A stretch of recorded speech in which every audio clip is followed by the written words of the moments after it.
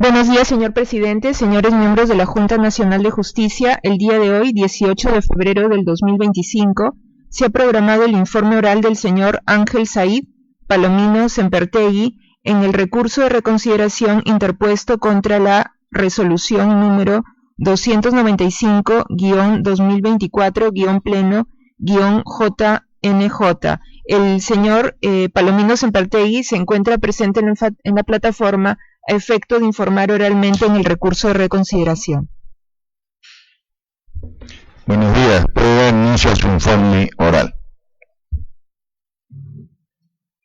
Señores magistrados supremos de esta Junta Nacional de Justicia, muy buenos días. Quien habla es el ciudadano Ángel Said Palomino Sempertegui, el mismo que procede a informar de manera oral este recurso de reconsideración, que en este caso pues lo hemos dirigido en contra de la resolución número 225-2024-Pleno-JNJ, el mismo que nosotros lo consideramos que se encuentra completamente desproporcional en cuanto se refiere a la imposición de la sanción administrativa, que en este caso es la sanción máxima, que es la de destitución. Señores magistrados, el hecho que se me atribuye dentro de esta infracción administrativa data del 20 de junio del año 2023 en la ciudad de Huancayo, en la cual pues se me habría intervenido conduciendo mi vehículo en aparente estado de ebriedad. De ello y de los elementos de convicción más relevantes que existe en el expediente administrativo, se encuentra el dosaje típico, en la cual pues concluye que presenciaba 0.68 gramos de alcohol por litro de sangre. Consecuentemente a ello, señores miembros jueces supremos de esa Junta Nacional de Justicia, esta resolución cuestionada indica que se habría cometido la falta muy grave que se encuentra previsto en el artículo 47, numeral 15 de la Ley de Carrera Fiscal, en concordancia con el artículo 28, numeral J, del Decreto Legislativo 276, Ley de Bases de la Carrera Administrativa y Remuneración del Sector Público, concordante además con el artículo 33, numeral 1 y 20 de la Ley de Carrera Fiscal, Ley número 3483. Asimismo, que del análisis, señores jueces magistrados supremos, esta resolución cuestionada indica que mi persona ha incumplido sus deberes como representante del Ministerio Público, aquel entonces fue fiscal provincial, indicando que la conducta que configura la infracción disciplinaria es pasible de una destitución al establecer la gravedad de los actos de inmoralidad que se configuran en el cumplimiento de sus deberes esenciales para ejercer su cargo de función fiscal, como son defender la legalidad, cumplir y hacer cumplir la Constitución Política del Perú, la ley y demás normas del ordenamiento jurídico nacional, así como también establecido guardar una conducta intachable. Debemos establecer que es perteneciente en sí o relativo a las acciones de las personas desde el punto de vista de lograr en relación con el bien o el mal o en función de su vida individual o de manera colectiva. Señores magistrados, como lo informé anteriormente en este procedimiento administrativo, mi actuar al momento de ejercer mi defensa no es con el hecho de justificar ni mucho menos indicar que la imputación realizada por esta Junta Nacional de Justicia no se encuentra de acorde a lo debidamente preestablecido en la norma especial, sino más bien respecto a la gradualidad de la pena. Consecuentemente a ello, mi persona, como lo ha mencionado desde sus inicios, a nivel ante el presidente de la Junta de Fiscales Superiores de la Distrito Fiscal de Junín en aquel entonces, y asimismo también ante los informes remitidos ante el órgano de control interno del Ministerio Público, mi conducta es claramente reprochable. Sin embargo, la imposición de la sanción es mi cuestionamiento esencial. Señores jueces, El hecho debe de analizarse conforme en sí al principio de razonabilidad, como hice mención, de acuerdo a los criterios señalados para la graduación de la sanción, que se encuentran debidamente establecidos en el artículo 248.3 de la Ley General 27444. Y también lo ha señalado dentro de la resolución cuestionada. Pues bien, debemos de establecer primero el argumento para la imposición de la sanción máxima, que es la de destitución. La Junta Nacional ha establecido lo primero. Ha señalado el beneficio ilícito resultante por la comisión de la infracción.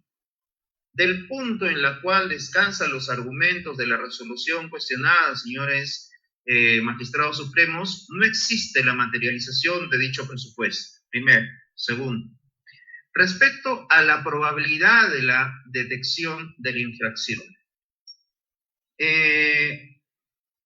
La Junta establece que se indica que se incurrió en una conducta infractora de manera pública y sin que exista justificación alguna al conducir un vehículo en estado de ebriedad. Sin embargo, sobre este punto debemos de señalar, el presente criterio de gradualidad es acerca de cuánto era la probabilidad o cuánta probabilidad puede haber de que la comisión de la infracción sea detectada por la autoridad administrativa, por lo que para que el recurrente de manera deliberada hubiera querido cometer la infracción. Asimismo, debemos de indicar que de esto se hubiera obtenido un beneficio al arriesgarse. Señores y miembros de esta Junta, aquel beneficio obtenido justamente por aquel riesgo generado no ha sido sustentado dentro de esta resolución, hecho que también para nosotros es claramente cuestionable. Tercero, el perjuicio económico causado. La resolución cuestionada precisa que no se encuentra contabilizado, dice, indicando además que la parte final de las infracciones imputadas no exige para su configuración la identificación del perjuicio económico. Si bien es cierto, y ese es el cuestionamiento, señores miembros de esta Junta, si bien es cierto, no constituye el único criterio de ponderación para la determinación de la sanción, sí constituye un criterio para la graduación de la sanción que debe tomarse en cuenta, ya que la presente resolución cuestionada ha aplicado la destitución como sanción, cuando evidentemente, señores, no se ha generado un perjuicio económico, debiendo tomarse en cuenta para la sanción impuesta, que en este caso ha sido la más gravosa. Siguiente. La resolución cuestionada también establece que el aspecto de la reincidencia por la comisión de la misma infracción dentro del plazo de 1 año, desde que se quedó firme la resolución que sancionó la primera infracción. Los argumentos que establecen esta resolución, señores miembros de la Junta, con muchísimo respeto, tampoco justifica de manera adecuada del por qué se tiene que valorar este punto.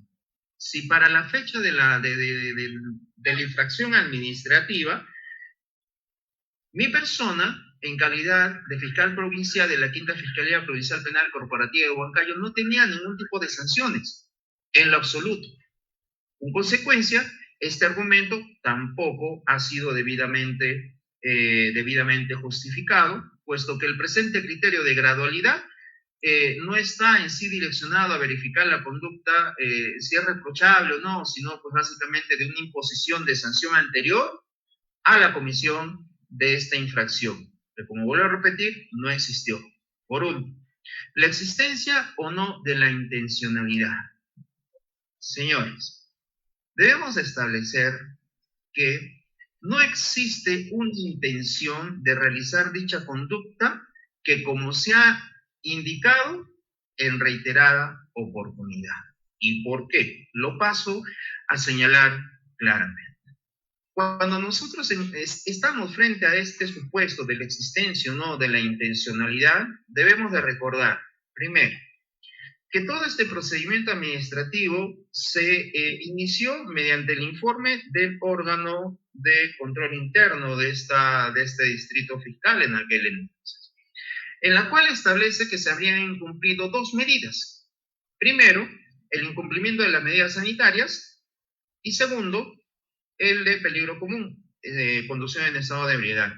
Sin embargo, al momento de valorar la prueba, la Junta Nacional, en esta resolución cuestionada, no ha tomado en cuenta, primero, que la carpeta fiscal en la cual se venía desarrollando o investigando, en este caso, el delito de incumplimiento de medidas sanitarias, fue archivado en su oportunidad porque no encontraron elementos suficientes.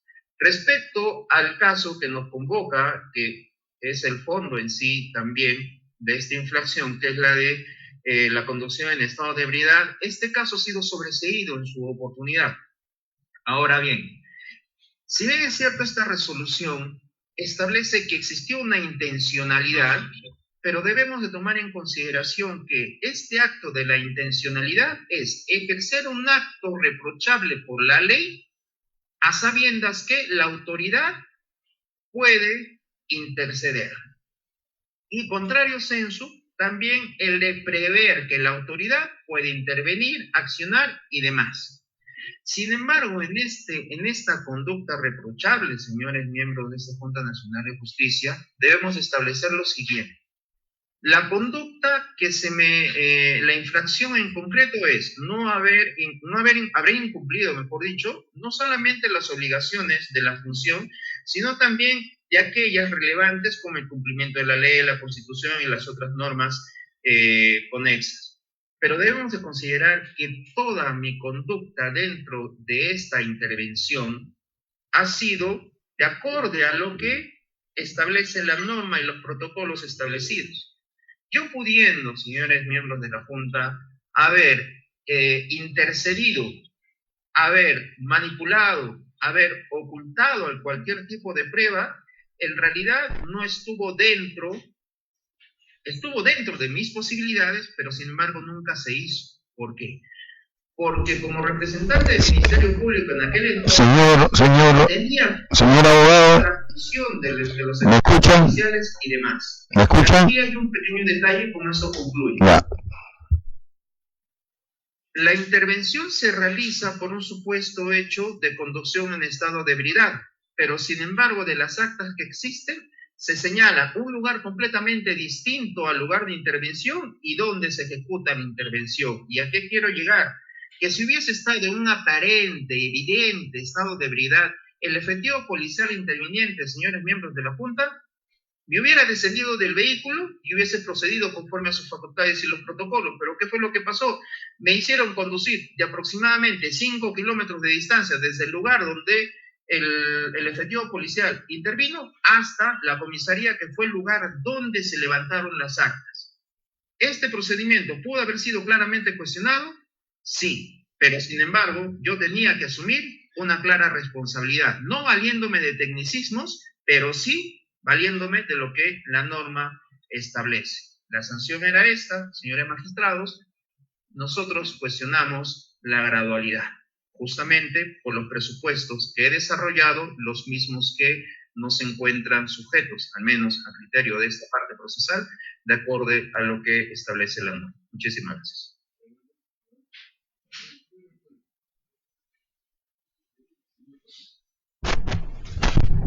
Señor Palomino, usted señala que al momento de que se le encontró manejando con cierto grado de alcohol, usted había recibido una llamada urgente de su hermano comunicándole que su padre estaba con un estado delicado de salud y tenía que llevarlo a un centro médico. Primera pregunta, ¿hay constancia de esa atención médica? Esa es la primera. La segunda, usted tiene como fiscal obligaciones de conducta que son superiores a las de un ciudadano común. No estamos viendo en este caso solamente lo del manejo, estamos viendo también alguna inconsistencia en sus declaraciones. Usted dice, por ejemplo, que tuvo que asistir de manera urgente, pero sin embargo usted llevaba a 2 personas más en el auto, cuando lo normal era, primero, que su hermano hubiera llevado a su padre él solo, y segundo, que si era urgente su traslado, que maneje usted solo. ¿Por qué llevar 2 personas más?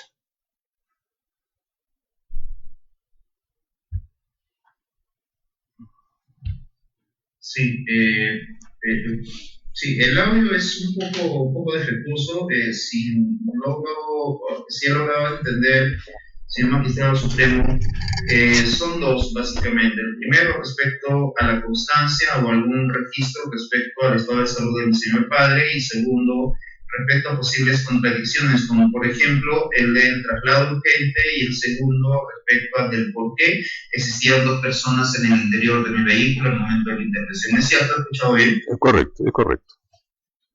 Muy bien.